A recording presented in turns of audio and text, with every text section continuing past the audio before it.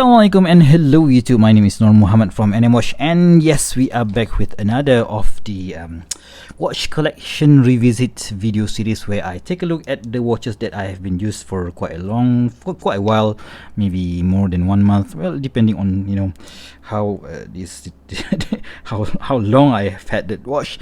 And this time around, the subject for today's review is this Casio GWB5600, right? So if you look up that particular model number, you will not see this exact configuration, because the only thing that has remained standard, box standard, is the module, right? So and of course the crystal and the stuff. I've swapped out the bezel to an aftermarket one, and I've put it on an adapter, and I've put it on this what do you call this, circuit board style strap that I've got from AliExpress. So basically, the exterior of this particular watch are all kitted out with modded out with parts from AliExpress. And yeah, that is what I really love about this square G-Shocks, because we have tons of options available for you if you want to change the look of your G-Shock, right? So anyway, let's just quickly check the dimensions of this particular piece. So I'm not really sure whether this what do you call this bezel is the same exact dimension as the original plastic bezel. So that is about 43.9 in diameter, or width, right? So, and the thickness of this watch after using this bezel is 13.1 millimeters. And if you want to count the lug to lug, that will be about 49. But if we add in this what do you call this, strap adapters, that is going to be 58.2, quite a huge one. And this adapter is actually using a 21 millimeters, right, lug width strap, right? So yeah, not really an easy thing to find in the aftermarket strap category, but yeah, still I'm pretty much content with this setup right now, so I don't really intend to swap it out, right? So anyway, so after a year and a half, so what do I think about this particular G-Shock? So you know what, I love it, because this is a gift from my wife's, and I do love it because it has that Bluetooth function, right? So you can see that the display is of course using the mineral crystal with this this negative display. Of course, in some lighting condition it's going to be quite difficult to read, but I don't really mind it because I'm kind of used to it by now, right? So yeah, I've scratched up this whole bezel here. Let's just swap up the smudges on the crystal, right? So you can see that we have this this is the time mode. So you could still press this left button here, and you can go through where we have this world time. So you can just easily scroll through this one, and you see that yeah, that is a Tokyo time, and the next 5 zone is New York time. So yeah, easy to use, right? So and I just love that, when you change the time, this time zone, so all the city name comes sliding out from the top of the screen, which is very cool in my opinion, and easy to understand. And yep, for example, yeah, we have Sydney here, right? So easy to use. And of course, this is the Sydney time, and at the top, yeah, it is displaying my home time, which is here in Malaysia. So that is, I don't know, a very cool feature in my opinion, right? So next up is a signal, or the alarm. So I can just set up to 4 alarm and a snooze, and also this signal on, right? So that is cool. And we have of course a stopwatch, and the one unique feature I think that not many Casio G-Shock Square has is that when we run the the stopwatch feature, the time, you can still see the time, which is very cool.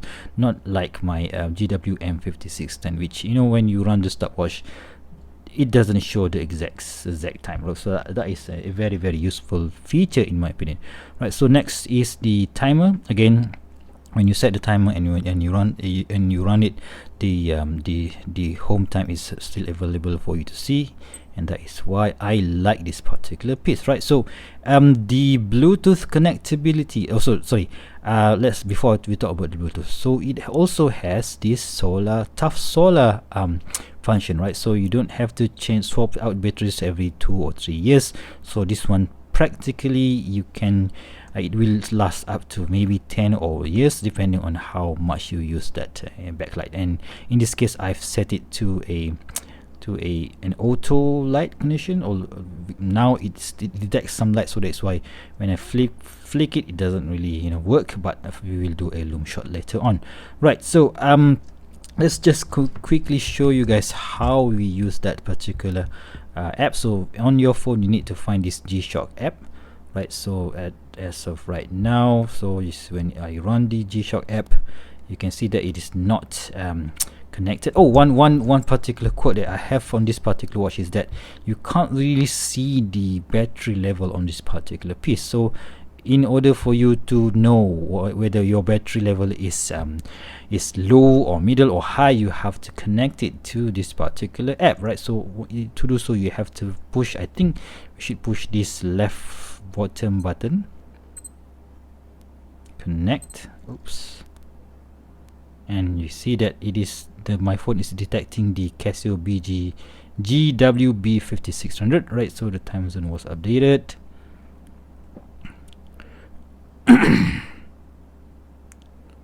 And connection completed, and now you can see that the battery level is, I don't know whether it is low or high, so maybe it is middle, I'm not really sure, but yeah, it does look like that, right? So yeah, and now I have my 5 time zone settings, so I can easily change.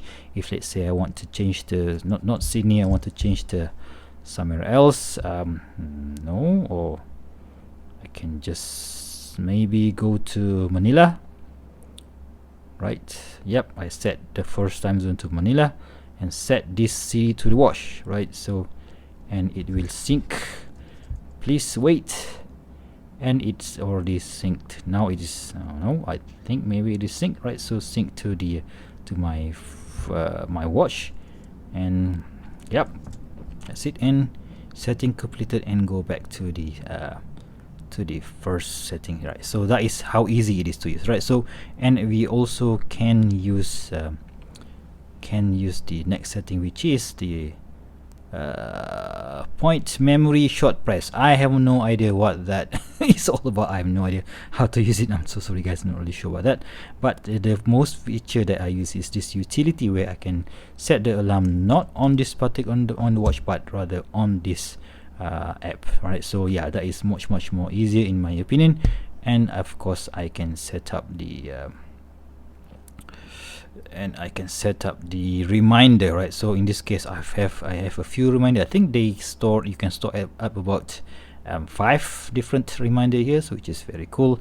And when the reminder pops up, it will have this I think it will have something written. I'm not really sure, but yeah, of course yeah, so you can just set the title and everything. So that is cool in my opinion, and the most easiest way to to use it on the watch, right? So rather than going through all these buttons here, I just prefer to use it on this particular app, which is very cool, right? So that's about the connectability with the particular watch. So what about the feel on the wrist, right? So the original strap is not that bad. So to be completely honest with you, it's not really that bad as the let's say the cheaper version, which is the DW5600.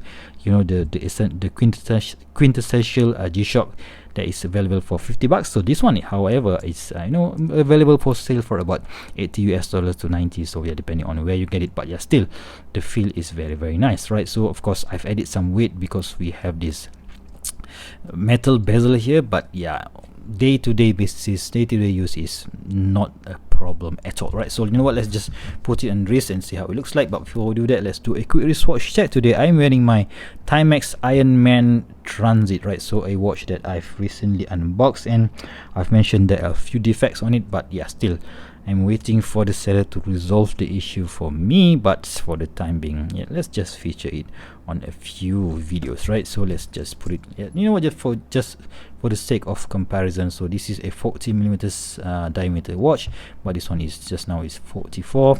But I don't really think for a G-Shock, I think even if you don't like big watches, you can always go for this square G's, because they are really, it's not the smallest, but easy to use even for smaller than 6.75 inches like mine, right? So of course, when I add this particular adapters, it's gonna be a little bit too long, the lug width, but the lug to lug, but still I do think that it complements the watch really nicely. And yeah, that is how I love it, right? So what, let's just quickly check the loom, right? So let's just see if it can work. I have to flick it and it won't work.